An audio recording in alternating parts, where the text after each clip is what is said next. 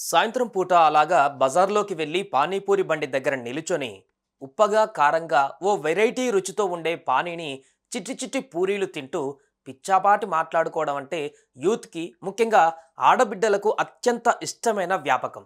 కొందరికైతే అదో వ్యసనం. యువతరాన్ని అంతగా అట్రాక్ట్ చేసిన పానీపూరి మీద బ్యాన్ పెట్టాలని తమిళనాడు ప్రభుత్వం దాదాపుగా డిసైడ్ అయిపోయింది. పానీపూరి అంటే అక్కడ ప్రభుత్వానికి ఎందుకంత వ్యతిరేకత? క్లుప్తంగా ఇప్పుడు తెలుసుకుందాం. ఇంటర్ ఎంఈసి ఫలితాలలో మాస్టర్ మైండ్స్ వారి వన్ మ్యాన్ షో. ఎవరెస్ట్ లాంటి ఫలితాలు ఎవ్వరికి అందనంత ఎత్తులో నిలిచే ఫలితాలు. ఇంటర్ ఎంఈసితో పాటు సిఏ ఫౌండేషన్, సిఈసితో పాటు సిఎంఏ ఫౌండేషన్ సెపరేట్ బ్యాచెస్ కలిగిన ఏకైక సంస్థ. ఎంఈసి సిఈసి కొరకు కూడా అడ్మిషన్లు కలవు. Master minds. యువతరం పానీపూరిని ఓ చిరు తిండిగా మాత్రమే భావించదు. స్నేహితులతో కలిసి పానీపూరి తినడం అంటే అదో భావోద్వేగం. చాలా మంది అమ్మాయిలు పానీపూరి అంటే ప్రాణం పెడతారు. పూరిలో కాస్తంత ఉడకేసిన బఠానీ మసాలా కూరి పానీలో ముంచి దానికి కాస్తంత కట్ చేసిన ఆనియన్ జత చేసి తింటుంటే అదో మజా. యాక్చువల్గా ఇది ఉత్తర భారతదేశానికి చెందిన చిరుతిండే అయినా సౌత్లో ఫుల్గా ఫేమస్ అయింది. లక్షలాది మందికి తక్కువ పెట్టుబడితో సాగే ఓ లాభదాయకమైన వ్యాపారంగా కూడా మారిపోయింది.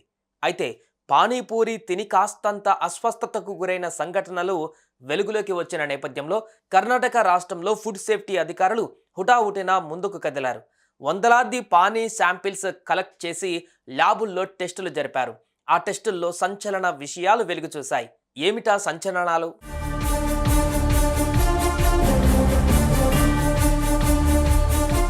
కర్ణాటకలో జరిగిన పానీపూరి తనిఖీలలో పానీ తయారు చేసేందుకు దానికి పచ్చటి కలర్ రప్పించేందుకు కొన్ని రకాల రసాయనాలు వాడుతున్నట్లుగా బయటపడింది.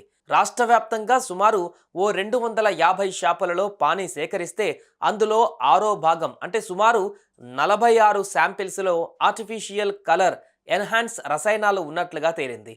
వాటిని దుస్తువులకు రంగులు వేసే పరిశ్రమలలో మాత్రమే వాడతారని కూడా బయటపడింది. పానీలో ఈ రసాయనం వాడేది తక్కువ మోతాదే అయినా వీటి వల్ల క్యాన్సర్ వచ్చే అవకాశం ఉందంటూ నివేదికలు అందుకున్నారు.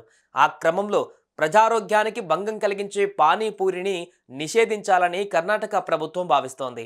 కర్ణాటక సంగతి అలా ఉంటే ఇటు తమిళనాడులో కూడా పానీపూరి వ్యవహారం మీద అక్కడి ఫుడ్ సేఫ్టీ అధికారులు కూడా ఓ కన్నేశారు. కర్ణాటకలో ఏదైతే రిపోర్టులు వచ్చాయో అలాంటి రిపోర్ట్లే తమిళనాడులో కూడా అధికారులు అందుకున్నారు. యాజ్ యూజువల్ గా అక్కడ కూడా పానీపూరి బ్యాన్ చేయాలని అధికారులు ప్రభుత్వానికి సిఫారసు చేశారు. సో ఇటు కర్ణాటకలోను అటు తమిళనాడులోను పానీపూరి బ్యాన్ దిశగా అడుగులు పడుతున్నాయి.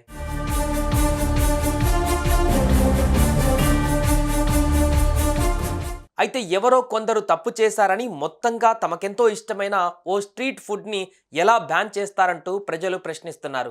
అప్పుడప్పుడు తనిఖీలు చేయడం ద్వారా ఎవరైతే కెమికల్స్ కలిపి పానీ తయారు చేస్తున్నారో వారి మీద చర్యలు తీసుకోవాలి తప్ప అసలు పానీపూరినే బ్యాన్ చేయడం అన్నది అర్థం లేని చర్యగా ప్రజలు అభిప్రాయపడుతున్నారు. ఈ అభిప్రాయాలను పరిగణలోకి తీసుకున్న పాలకులు ఎలాంటి రసాయనాలు కలపరు అన్న నమ్మకమున్న ఫుడ్ స్టాళ్లలోనే పానీపూరి తినాలని విన్నవిస్తున్నారు. మరోవైపు ఇంత ఇష్టంగా జనం భావించే పానీపూరి విక్రేతలు లాభం కోసం అడ్డదారులు తొక్కకుండా చూడడం ద్వారా జనం ఇష్టాయిష్టాలను మనోభావాలను గౌరవించాలంటూ అధికారులకు సూచిస్తున్నారు. ఎంత హెచ్చరికలు చేసినా పరిస్థితుల్లో మార్పు రాకపోతే బ్యాన్ తప్పదంటూ తేల్చి చెబుతున్నారు. సుమన్ టీవీలో మీ పర్సనల్ అండ్ బిజినెస్ ప్రమోషన్స్ కోసం కింది నెంబర్కి కాంటాక్ట్ చేయండి.